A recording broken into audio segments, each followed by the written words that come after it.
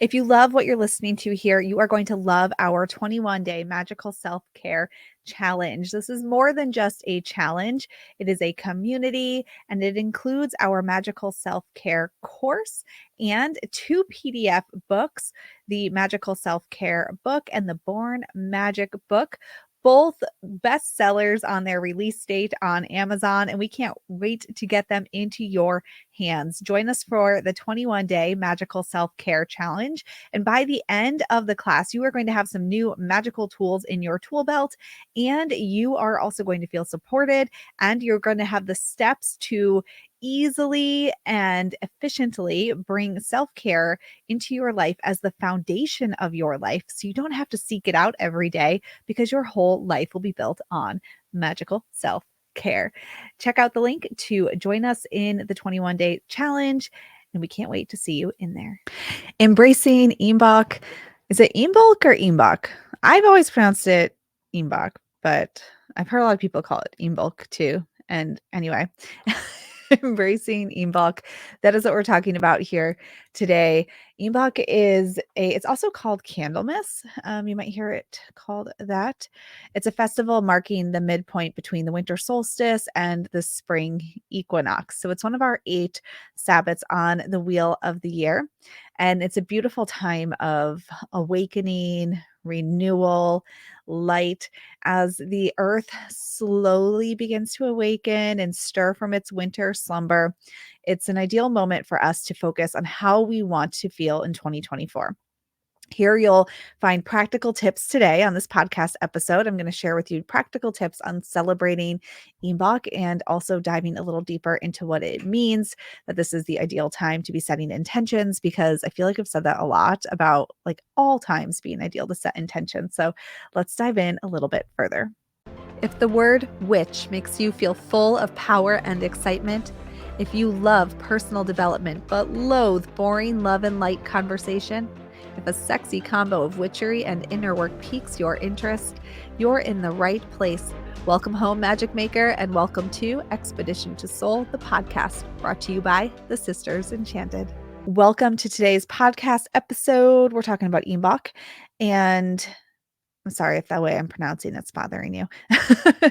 But this is the midpoint between the winter solstice and the first day of spring, the spring equinox. There is an astronomical date to this. We typically celebrate it on or around February 1st or 2nd. Technically, we would look at the exact date of the solstice, which does vary by 1 day year to year, and the exact day of the spring equinox, which also varies 1 day year to year.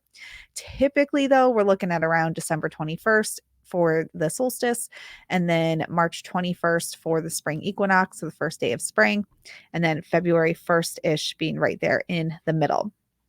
And when I say that this is an ideal time to set intentions, because we also said that at Yule, and we say that with every new moon, when we think about seasons and rhythm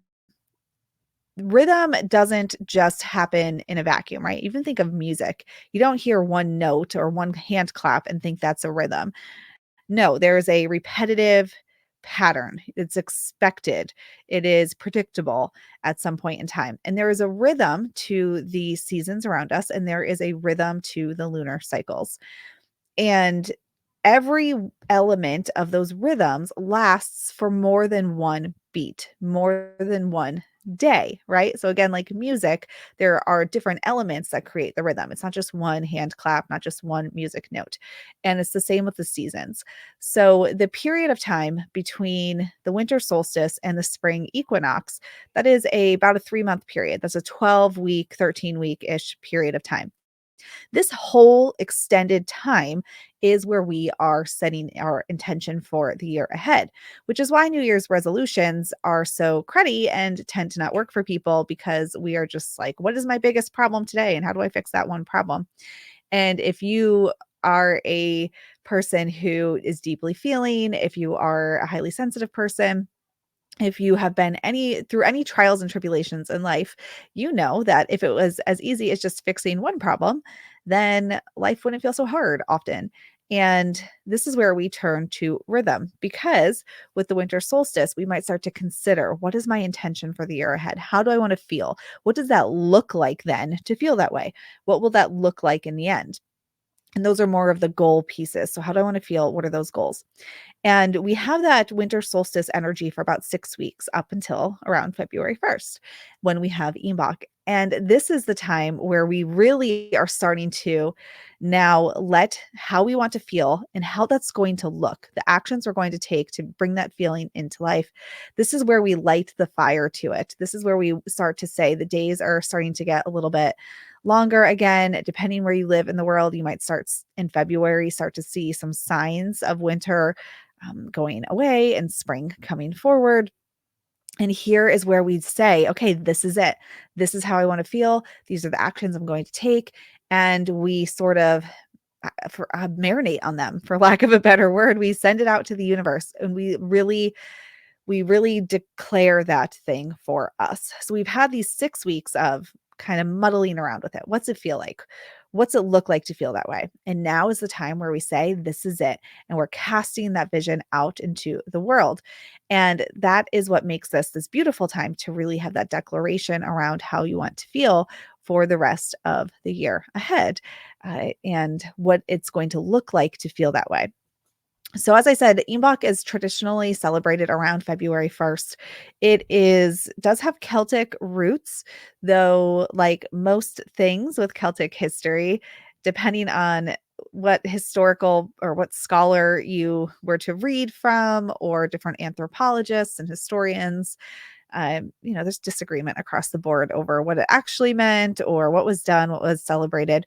It is definitely a more modern construct, though, that we would kind of celebrate this as a time in the seasonal wheel.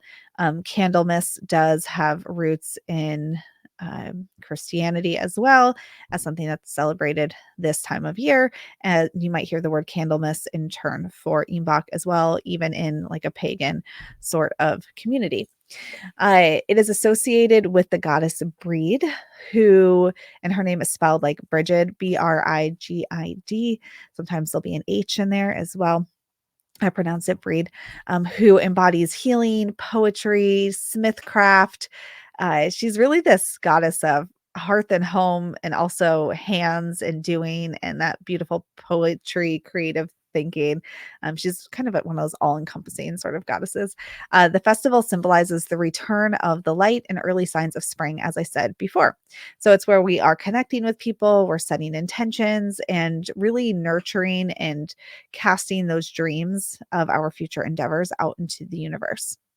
When it comes to setting intentions, as I said, really, how do you want to feel for the year ahead? Write them down and maybe even incorporate them into a Imbolc altar space or sacred space in your home, so that you have this dedicated area to connect with your future vision and how you want to feel. Candles and flames are a powerful symbol of Imbolc, and because it's that return of the light, right? Well, Yule is the return of the sun, and with Imbolc, the days are noticeably longer again, and we're seeing these first signs of spring here. So, working with candle fire or flame of any kind to represent the return of this warmth, the return of growth and action. So, lighting candles this time of year as a beautiful practice.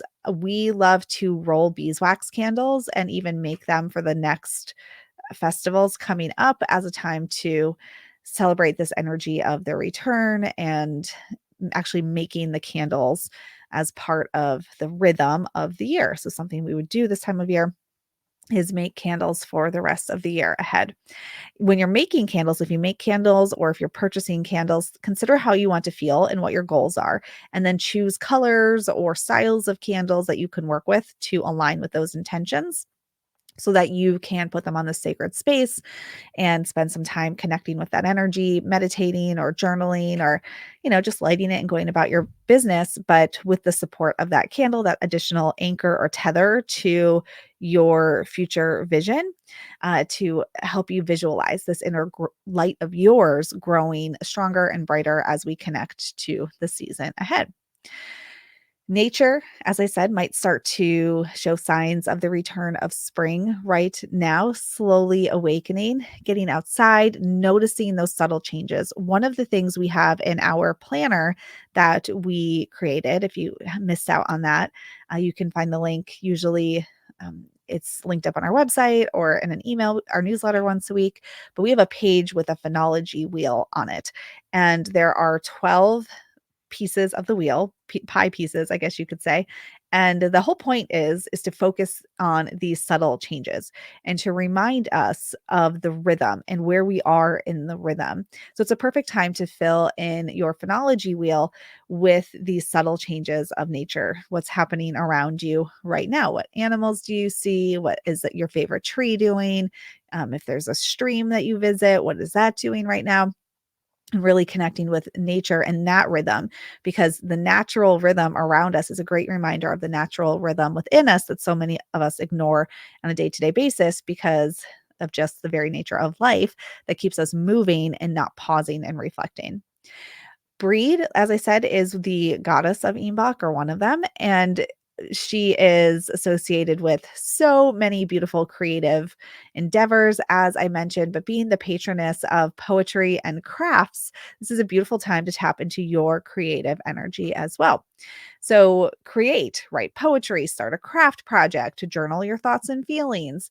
Creative expression is a beautiful form of self-care and can be incredibly transformative. In fact, creative expression, I would say we have 4 pillars of self-care that we teach in our magical self-care challenge and course. If you've not joined that yet, definitely check it out. We host it. We're hosting it, I think, like 8 times in 2024. So get in there and enjoy the goodness. But this creative expression works as uh, like at least 3 of the 4 pillars that I can think of. Physical self-care, because you're doing something. So you can use your hands and do something with your body. Relational self-care, creative expression can help you to be a better communicator. And also creating with people can help you to have better relationships with your loved ones and create moments for connection with them. And then, of course, spiritual self-care. Creativity is spirituality. So this bringing something creative into your life right now is going to check all of those boxes. The 4th pillar, if you don't know, is practical self-care. And this is where we would look at things like cleaning and working on your finances. But even that can be a beautiful creative endeavor if you make a weekly money date with yourself to look at all of your finances, and you maybe do some cross stitch along with it every Friday while you visualize your future, right? And then the cross stitch becomes this anchor and this spell and this vision that you're casting while you're also doing something practical. So you can bring this creative expression into all forms of self-care, and Breed is a beautiful reminder that we can do this each and every day. Same with nourishing your body. So, what foods are available to you locally right now and seasonally? Herbal teas, because it still is cold out if you're in a place where it gets cold in the northern hemisphere, like I am, and just nurturing and continuing to tend to your body as we head into the warm months. Practicing mindfulness and gratitude, again, all part of this rhythm. Practicing mindfulness and gratitude, it's something that we focus on the gratitude piece a lot with the autumn season. And this is a great reminder that just because something is sort of a theme of a season doesn't mean we don't do it all the time. So gratitude is a theme of the autumn season, but here, as the earth is awakening again, we're certainly grateful for that and practicing gratitude for the shift in seasons, for the shift within ourselves and the opportunity to cast a new future for ourselves, to declare how we want to feel, and then to align our goals and our actions with that feeling. Of course, as I mentioned, creativity and connection and relational self-care. Have dinner to celebrate the festival, have a potluck or friends, family over, or just, with yourself and your favorite pets, if that's what works for you right now. But connect during this time of year. So we have this duality happening with Imbolc around fire and ice as well. And it's a beautiful time to really pause in this transition and notice that we are moving out of the stillness of winter and into the more fiery energy of spring and summer. And what does that look like for you to be in this place of shifting seasons, we're starting to edge out of the stillness and move into the fire. We're going to have more about that and more ideas on the blog post for this episode. So you're going to want to check that out. We'll have it linked with the podcast episode. But on the blog post for this episode, we're going to have some ideas for candle ritual, fire meditation, using ice, and even some tips on creating an Imbolc altar for you, or a little sacred space, whatever you want to call it, whatever your comfortable terminology is around that. So you'll definitely want to check out the blog post for more tips and ideas on celebrating this festival. It is one of the ones that kind of squeaks under the radar, but when we have, again, this rhythm of pause and reflection, and also the big exhale that now it's the time we're going to commit. How do we want to feel this year? And what does it look like to feel that way? What actions are we going to take to feel that way? I see all the time people set intentions, how they want to feel, what they want to be different in their life. But what does it actually look like to make that happen? If you want to feel healthy in your body, what does that look like? And are these things steps that you have the emotional bandwidth and capacity and strength, the emotional strength to do in your life right now? And if not, how do we adjust your intention? How do you want to feel, and the goals that are aligned with it, and solidify all of that before spring comes around and we are ready to go? Like, the earth is alive, we are alive, our energy is alive, and the seasonal rhythm asks us to take action.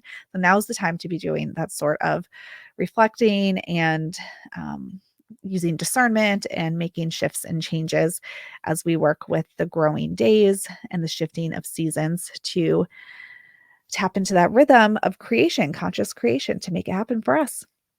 All right. Thank you for listening in to today's episode of the podcast. I hope that you enjoyed listening all about Imbolc. And until next time, I hope that you have an enchanted rest of your day ahead. But wait, before we head out of today's podcast episode, we're going to break for a Ask Me Anything segment. We're adding in an Ask Me Anything for today. And this question, actually, I got to find the whole question here. Let me pull it up. The question that we are doing today is around this question. So, did you wake up like, I think the question is, did you wake up like this as a child and know something was different about you? Or did you develop this later? Did you know from a little girl, or did something happen that sparked these practices in your life, or this moment of being like, hey, I'm a witch? And if so, what was that significant moment? And let's see here. There's a little bit more to this question too. All right. So how did it begin, I guess, is the question. I will answer that right now. I will say that I grew up in a Christian household, going to Sunday school. My mom still teaches Sunday school, and youth group and all those things, and going to a Christian summer camp. And I actually had a great experience across all of those endeavors. So there was never a moment for me where I was like, this is horrible, I'm being brainwashed. Like, there were a few years of our life where we were particularly poor, and we had Thanksgiving dinner and Christmas presents because of the generosity of the church that we belonged to. So I was always very grateful for that community. In terms of like feeling different, I will say that I don't know, call it what you will, whether it's your higher self, your inner wisdom, your intuition. I it was always clear to me that I had more I don't know how to even say this. Clear to me that I knew things that other people didn't know. So, and adults around me in particularly, or in particular, um, where an example that comes to mind, I think I was in like second grade, and my mom told me something was going to happen, like something was happening in our lives. And I remember clear as day, we had these twin beds. Anna and I shared a room. My sister Anna, co-founder of Sisters Enchanted, she's the head of our fulfillment and student services and whatnot. Anna and I have always shared a bedroom and always had these twin beds. And I remember her telling me, and then I remember sitting down on the bed, and it was like the whole future of what was gonna happen unfolded in my mind and laid out in front of me, and not like exact this on this date and this on this date, but it was like this, I don't even know how to explain it, like this whooshing train of, I know how this is going to end, and I don't know why we're doing this. And I was in second grade, so I must have been, I don't know, like 7 or 8 years old, probably 8-ish. And, even before that, there were moments where I could look at people's faces and know how they were, like, I mean, at like 6 and 7, know what they were feeling and how they were really feeling compared to what they were saying and acting like. And it's just always been that way for me. I and there was a moment when I was a teenager and I got into a car accident and I was coming down a hill in the snow and ice. It was my first time driving in the snow, and my car like started to spin out, and I just heard this voice loud and clear in my brain that said, "Take your hands off the wheel, feet off the gas." And it's the weirdest, like, who would ever do that when you're getting in a car accident? And that's exactly what I did though. I let go of everything and my car went off the road into these trees. We have I live in Connecticut, and there's old rock stone walls, like property borders all over the place. And my car landed right between two big trees and stopped at that rock wall. And if I had been just slightly over on either side, my car would have, like, hit into one of those trees and gone down on the other side. There was no rock wall, and would have gone down the embankment. And so I stopped at like this perfect place to crash into if you're going to crash. And I was, okay, a little sore and worse for the wear. The car was able to be fixed and I had to crawl out the back of it. But other than that, it was okay. And so I think that I've always just been aware. I've had a deeper awareness than others. And my gift, I guess, has been not ignoring it, is something I've never done. Even if I haven't acted on it, I've acknowledged it and been like, I know this. I know this to be true. And so that's always been there in terms of like psychic skills, mediumship, intuition. That's always been there. And then the witch part, I I don't know, I've just always been really interested in the witch things. I used to spend my lunch money when I was in high school. I had to walk home from school, and I walked through this outlet mall, and I they had a discount bookstore in there, and I would go every week and spend like 5 of my lunch money dollars on witch books. So that was just an interest that I had, and it wasn't until I was in my 20s that I even really, like, talked about it with anybody else, and then also, started to bring together the connection between this sort of wisdom that I've always held and then the witch stuff. Like, before I didn't connect the dots as 2 things, and as I've grown, and am now, not in my 20s, I now see all of this as this beautiful melting pot of an experience that all ties together. But that some people treat very separate. Like, some folks they like love to go to a medium, but if you bring out tarot cards, they think it's this like evil thing, right? Um, and I can see that because I definitely did not see all these experiences as one conglomerate of who I am until later. And then I really realized, like, oh, this all works together and is just an expression of who I am. So to answer the specific question, there is an element of me that definitely just have always listened to my inner voice. I think probably more aware of it than others around me, as evidenced by others around me. That has always been there. And the uh, experience of sort of embracing this witch aspect, I was just always really, really interested. I will tell you too, and then I'll stop because I'm not really answering the question, just giving my story, I guess. When I was in going to church, and I was probably like 14, and we had this youth group meeting that I was part of like once a week or every other week, or I don't even know, something like that. And I was at one of the meetings, and our minister hosted like some of them, and he was hosting this one, and he told us the story of how he came to work at the church. And it really that was significant for me. So it's worth sharing. He had been a Catholic priest, and I went to a congregational church with the United Church of Christ, UCC. And so he definitely not Catholic. It probably as far from Catholic as you can get and still be like in a Christian mainstream church. And he was hosting it. So Catholic priest, he had stopped doing that. And then I forget like how he ended up at our church, but he was guest filling in for our minister for a period of time. So he tells the story that the position became a permanent position, and he was in the office considering whether or not he wanted to take it because he had been offered it. And he said this woman from the congregation, he describes her as this 6 foot tall, sort of hunched over a little bit with a cane. He described her hair very specifically, like pulled back very tight, gray, like what kind of outfit she was wearing. Came into the office and like poked him in the chest and said, "You are meant to do this. You need to be here." And then like left the office. So he went on to accept the position.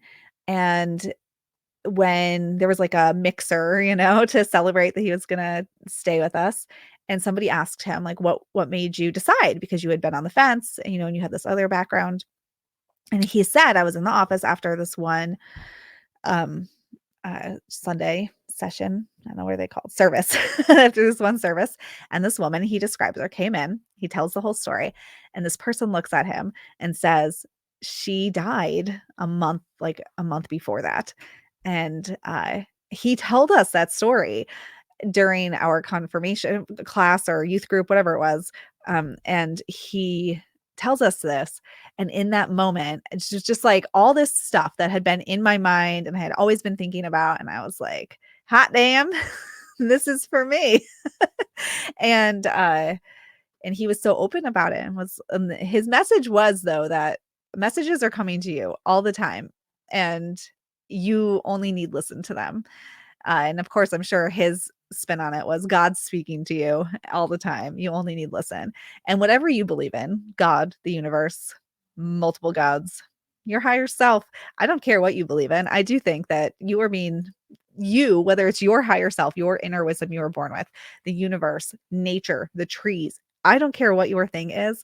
There is something available to you. We only need listen to it. And that always stuck with me. And so that moment in time sort of really was like, and opened the doors for me to just think differently. And I'm grateful for having that experience. So there is my answer to that ask me anything question. Was I born this way? I suppose some would say so. And also the like fundamentals of witchery and working with the seasons that developed over time.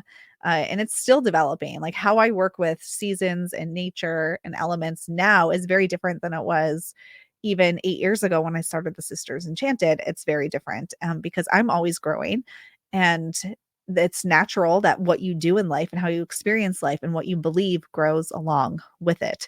And so it's not something that is stagnant or plateaus. I think that as you grow, your relationship to all of this, whatever this is, grows also.